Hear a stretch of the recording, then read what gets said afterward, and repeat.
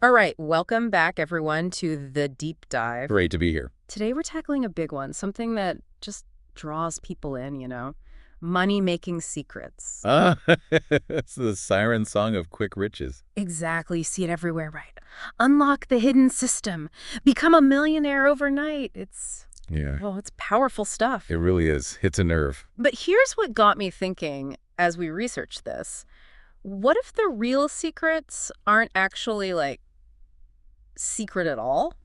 Go on. What if the only genuine secret is, well, that there isn't one, no magic bullet, and that building real wealth, the lasting kind, it comes down to these basic principles, things we often ignore because they seem, I don't know, too simple. Well, too much like hard work, perhaps. Yeah, or that. So our mission today really is to just cut through all that noise, all the hype, and talk about what actually works, these principles that are hiding right there in plain sight. I think that's a fantastic way to approach it because you're right. People are always looking for that shortcut, that trick, but understanding the fundamentals and actually applying them, that's where the value is. We really want you, the listener, to kind of step back and question some common assumptions about how wealth gets built. Okay, let's do it. Let's dive in. We got 5 core principles we want to unpack. And this first one, it kind of flips the whole thing on its head. Principle #1.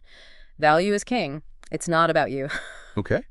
So secret #1, if you want to call it that, is basically stop chasing the money itself. Start chasing value. Right. Money follows value. Exactly. Money is just, it's the market saying, hey, thanks for solving that problem for me. Think about it, right? Right. A plumber fixes your burst pipe at 2 a.m. You pay them well because the value of stopping that flood is huge. Absolutely. Or preventing the damage. Yeah. Or like a software developer builds an app that saves businesses tons of time every week. That's massive value. They get paid for that.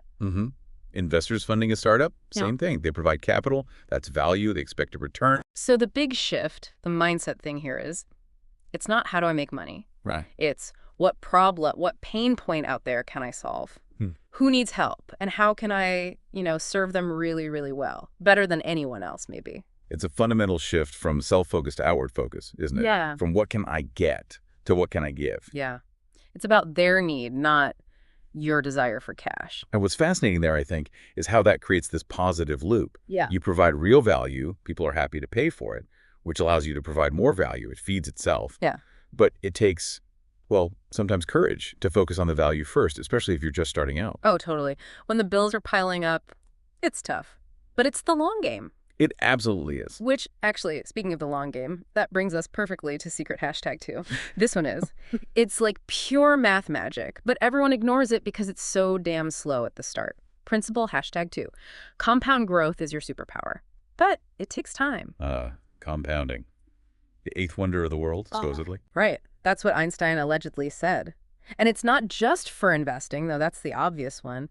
Consistently putting money into index funds, maybe some real estate. Letting the returns make more returns over decades, it's huge. The exponential curve. Small amounts early on can dwarf larger amounts put in later.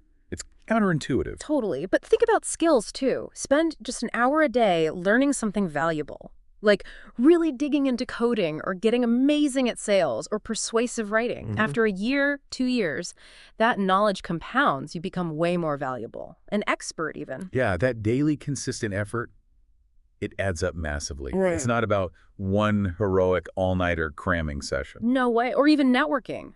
Building real relationships, not just collecting contacts. One good connection leads to another, opens a door you didn't expect. Maybe a partnership, a new job lead. It all compounds. It really does. So the actions are simple but hard. Start now. Be patient. Be consistent. Forget overnight success. It's more like the overnight decade. I like that. The overnight decade. It captures the reality perfectly. It highlights this, the power of small, steady actions over time. It's not flashy, but boy, is it powerful. Not just in money, but learning, health, anything really. Yeah, exactly. And sticking with that consistency, sticking with those patient actions. Often the biggest roadblock isn't finding the time. It's you. It's what's going on up here. The internal battle. Which leads us nicely to the next point, I assume. Principle #3. Master your psychology. Your biggest hurdle is you. Right. The mindset piece. Yeah. Secret #3 is all about your mindset, your psychology. It is honestly your biggest asset or your absolute biggest liability. And this isn't just, fluffy, positive thinking stuff, it's critical. It's the operating system for everything else. Totally. We're talking concrete things here, like delayed gratification. Can you actually say no to the shiny new thing now to invest for later? That's a muscle. A hard one to build in our instant gratification world. Isn't it just? Then there's risk. Understanding it, managing it, not being reckless, putting everything on one bet. Right. Distinguishing smart risk from gambling. Yeah. Diversification, having that emergency fund. Boring, but essential. So essential. And resilience. What happens when things go wrong? Because they will. Markets dip, businesses fail, you get rejected. Can you pick yourself up and keep going? Or do you just quit? That's often the difference maker. Absolutely. And self-discipline, sticking to the plan, the budget, the learning schedule, the investing strategy, even when it's dull, even when you don't feel like it. Doing it anyway. And lastly, this idea of scarcity versus abundance. Do you believe it's a zero-sum game, that opportunities are limited? Or do you believe you can actually create value, that there's enough to go around? That makes a huge difference in how you operate. It really does. And this brings up things like our cognitive biases, doesn't it? We're wired in ways that aren't always great for long-term financial health. Like loss aversion, hating losses more than we enjoy gains. Oh, yeah, that's a big one. Or chasing trends because of FOMO, fear of missing out. Exactly. Or thinking the market will keep going up just because it has been recently. Recency bias. Understanding those triggers in yourself. Yeah. That's maybe the first step to mastering this psychology stuff, recognizing your own patterns. Yeah, self-awareness is key. Okay, so once you start getting that internal stuff sorted, then you can really start amplifying your efforts. Which brings us to number 4, principle. #4. Leverage is the force multiplier. Work smarter, not just harder. Leverage, okay? Using other resources. Exactly. Secret #4 is leverage. Basically using tools, systems, other people's resources, anything, to get way more done than you could just on your own steam. It multiplies your effort. So it's not just about putting in more hours. No, definitely not. Think about technology leverage, automating tasks, using software for marketing, for analysis, reaching thousands instead of dozens. Right, scaling through tech. Or capital leverage, using loans responsibly, keyword there, or getting investment to buy assets like real estate or scale up a business faster than saving up would allow. Using other people's money, or OPM, carefully. Yep. And then there's other people's time, OPT, building a team. Outsourcing tasks that aren't your strength or take too much time. Partnering with others. So you're not the bottleneck anymore. Exactly. And don't forget, knowledge leverage, learning from people who've already figured it out. Books, courses, mentors. It saves you making all the same mistakes, accelerates things massively. It cuts down that learning curve. Yeah. So the big shift here is going from just, trading your hours directly for dollars to building systems, using leverage so your income isn't tied only to the hours you personally put in. That makes sense. But leverage, as you hinted, it cuts both ways, doesn't it? It magnifies gains, but it can also magnify losses if you're not careful. Using too much debt, scaling a bad idea. Oh, absolutely. It requires smart thinking, strategy. You can't just slap leverage onto anything. You need to understand the risks, use it wisely. It's about being strategic, not just bigger. Working smarter, like you said, identifying where leverage gives you the biggest advantage responsibly. Right. And that ties into the final principle, actually, because you can't leverage effectively if you're scattered all over the place. Principle, #5, focus and niche domination. Stop chasing squirrels. Focus. The art of saying no. You got it.